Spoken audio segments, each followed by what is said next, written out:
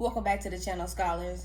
It is your girl Schoolboy coming with another video on another topic that we could all use in this day and age and time and where we're at right now with the world. But before we get to the topic, if y'all can do me a huge solid, if you can like, comment, share if you care, and also hit that notification button so you can get notifications every time I drop a brand new video on a different topic.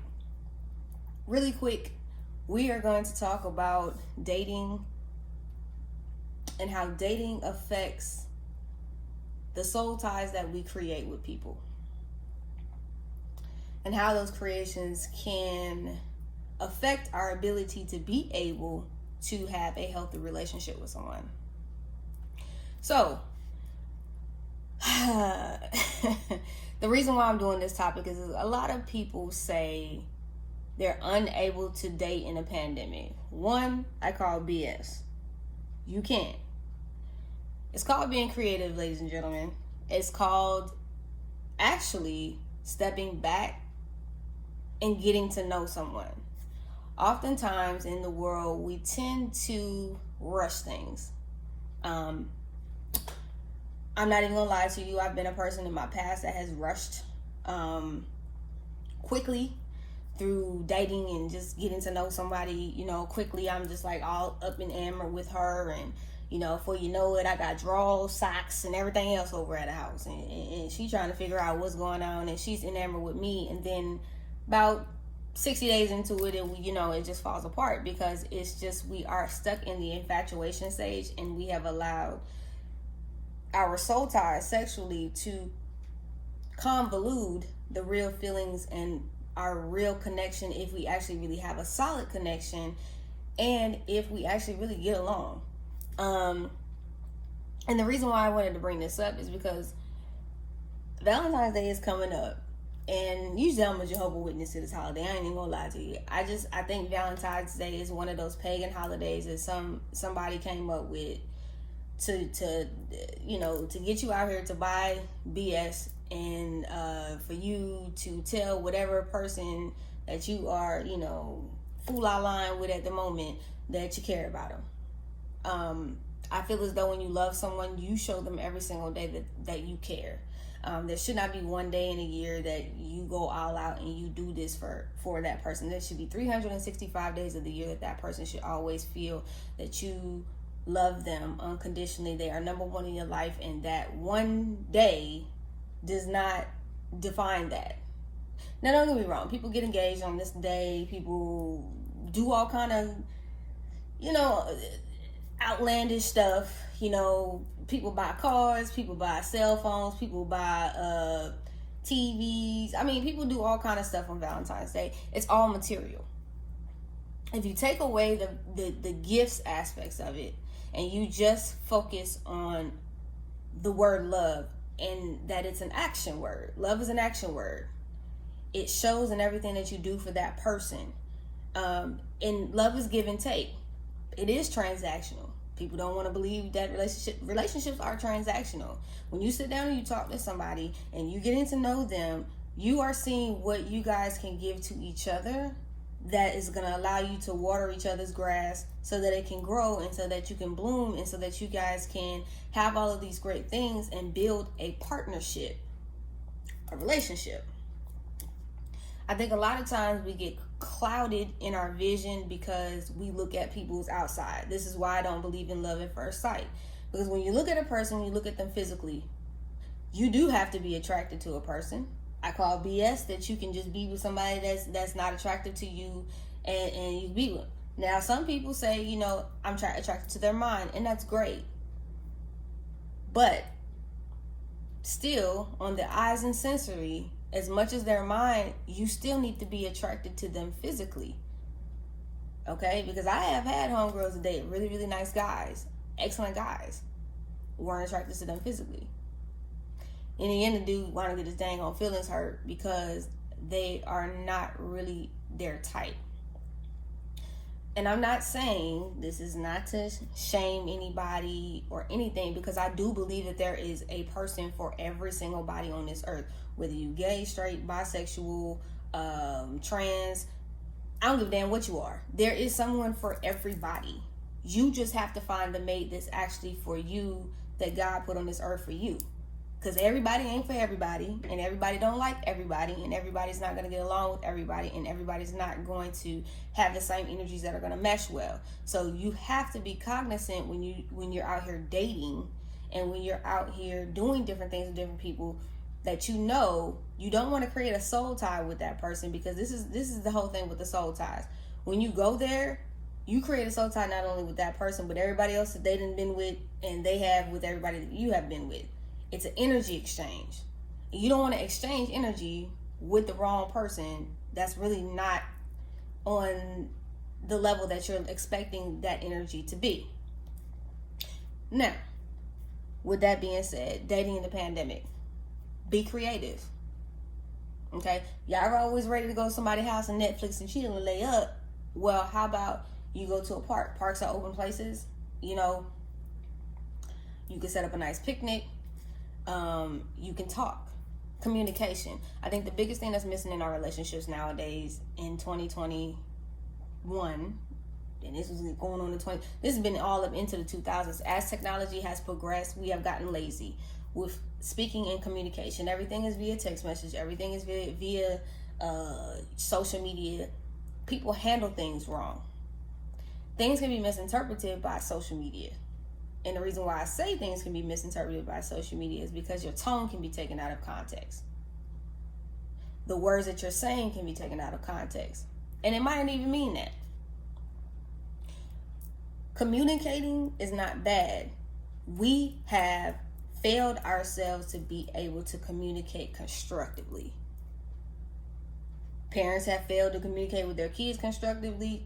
As the kids get older, they fail to communicate with their partner constructively. We don't realize that everything that we learn as a child in regards to love, they say, most psychologists say, from the ages of 0 to 7 are the most pivotal ages, point in your life, because it starts to shape your teenage years and your dating years, and from your teenage years into your adult years of respectable ways of being able to be with a partner and being able to love each other and be able to communicate without it being no smoke every time you communicate.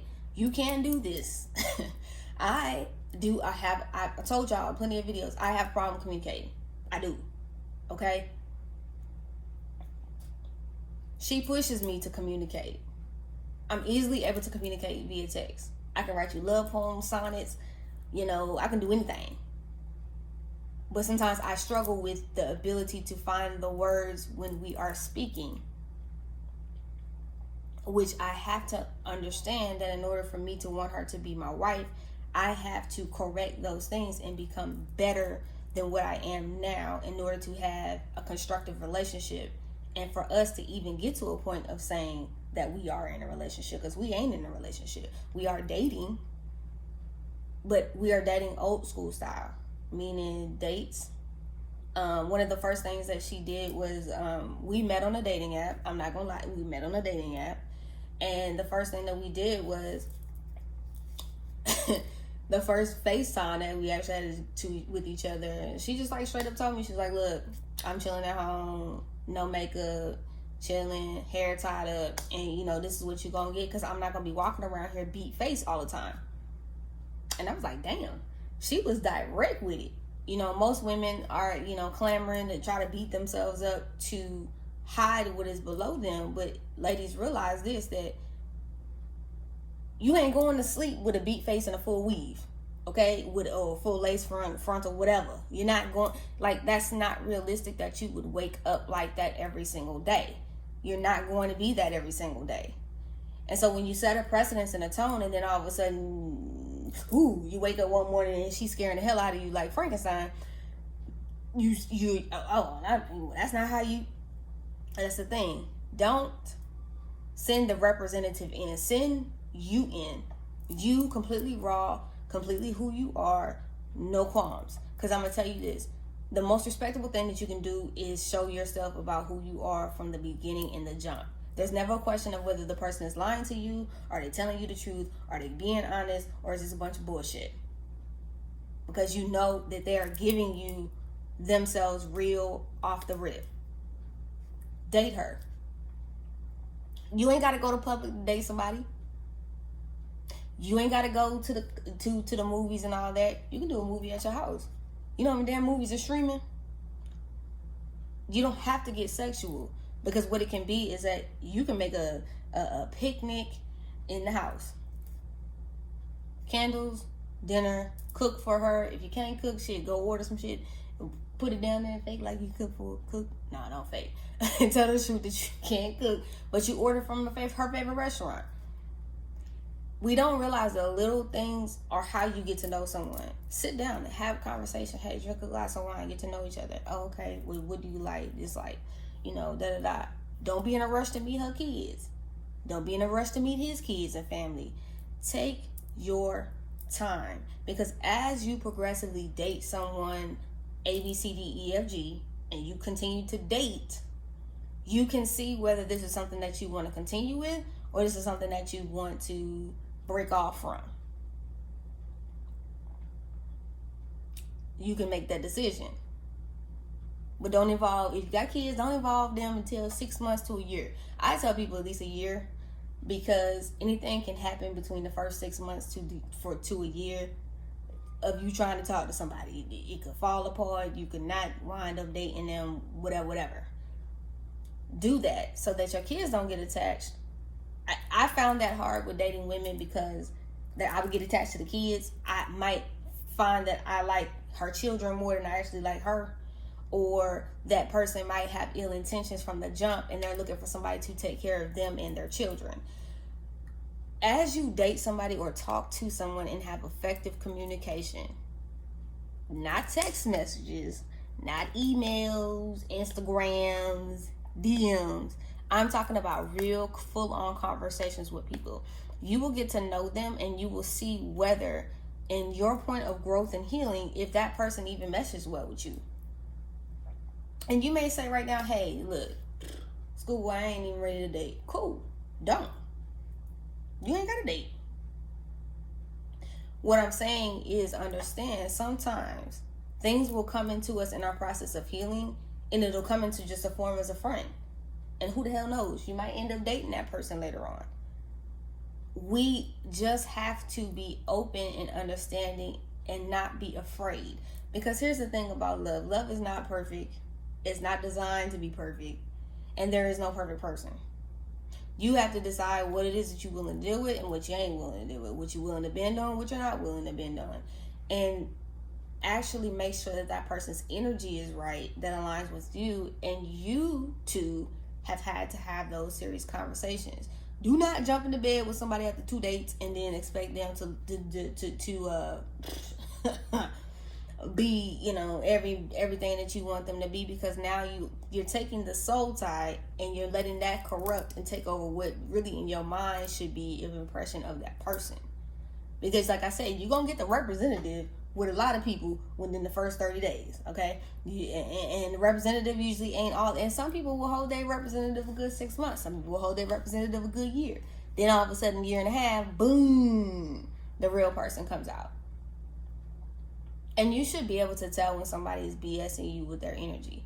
If you're really in tune with yourself and your feelings and your mind and your body and your intuition, you will know when somebody's BSing you. You don't have to waste your time. Because it'll just, the meter will go boop, boop, boop, boop, boop, boop. This is for any and everybody. But don't give up on dating because you've had a few bad apples. Okay? Keep yourself open to options. If you got multiple people that you're talking to, keep talking to all them different people. Keep going on different dates until you narrow it down to the person that you really like. Date.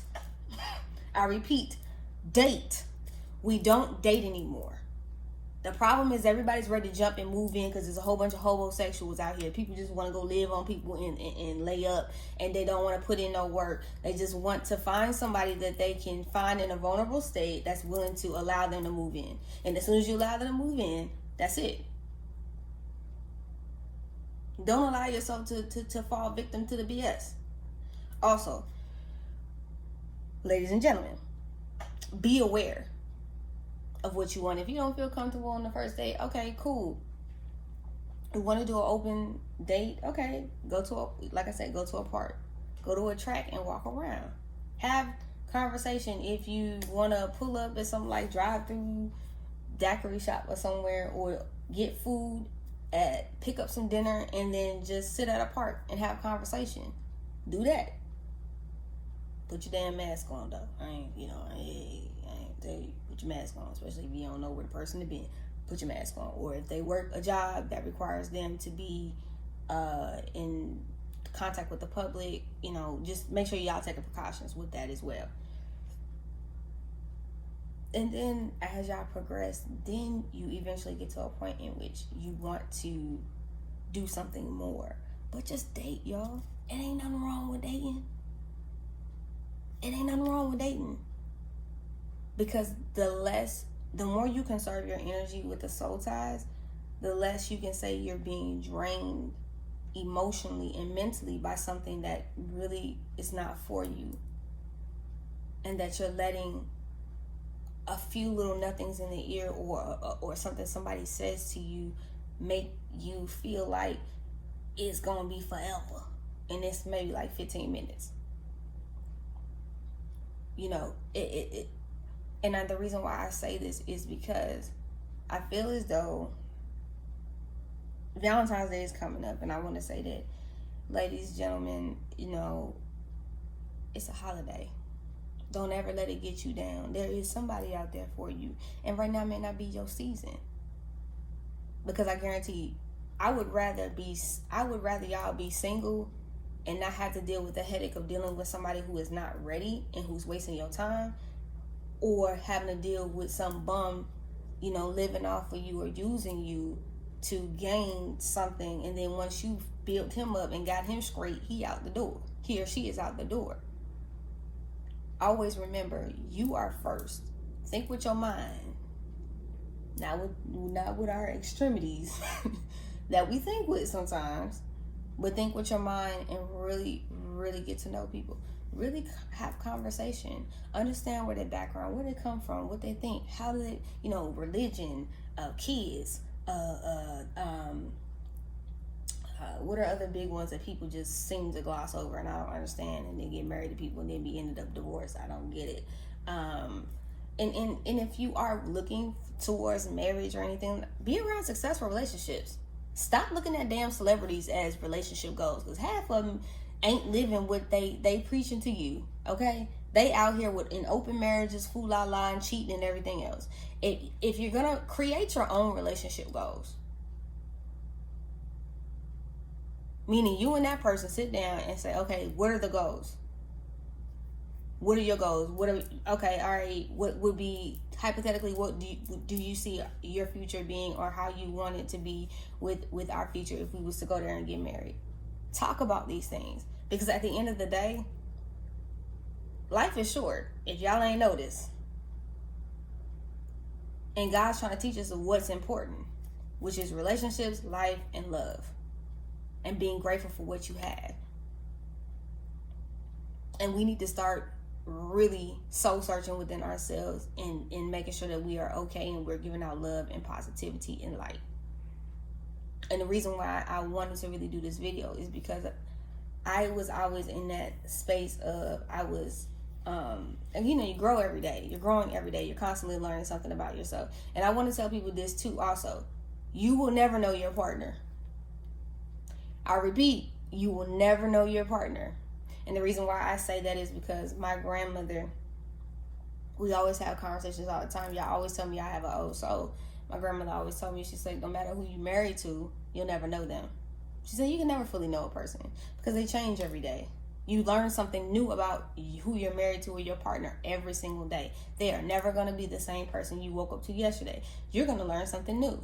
But you have to be open to understanding and knowing that you are going to learn something new, and that they are not going to be the same person that you knew at one point in time, or the day before, or the week before, or 6 months ago. But you need to always work to making it work. It's a job. It's a 24-hour job, 7 days a week, 365. It don't stop. You have to keep going and learning about each other and growing. That's what love and life is all about. It's not complicated. As human beings, we make it complicated because we allow technology to rule how we feel and what we feel and how we handle people and what we, well, so-and-so said I can do this and so-and-so. A lot of times you need to mute your friends, meet your family, and do what's best for you when it comes to your relationship. Don't allow outside influences to dictate how you and that person communicate, coexist, or handle your business, because it ain't their damn business. And if you're ever thinking about real marriage, the Bible says when you get married, you cleave to one another. You forsake all others. So you need to cleave, to know how to cleave to one another, because at the end of the day, your family is not in your relationship. And we see that often on a lot of reality TV shows. That's what happens. People all up in the business, because guess what? Somebody goes and tells somebody's family member about something. So all I'm saying is that dating in the pandemic is possible. But what the pandemic has taught me as far as dating is that to slow down, number one. Number two, really get to know someone. And number three, make those goals. Make those goals individually and the ones together. That way you're actually growing and you're looking forward to something. And actually finding somebody that you're equally yoked with, that you actually have in common with. Not just sexually, but mentally, physically, emotionally, spiritually. You guys are in tune. So that's all I got on that. Maybe I'll think of another topic and come back to y'all with something else tomorrow morning or later on this evening, and then I'll upload it tomorrow morning. But in the event, if you liked this discussion, subscribe, please. I love y'all. Have a great day.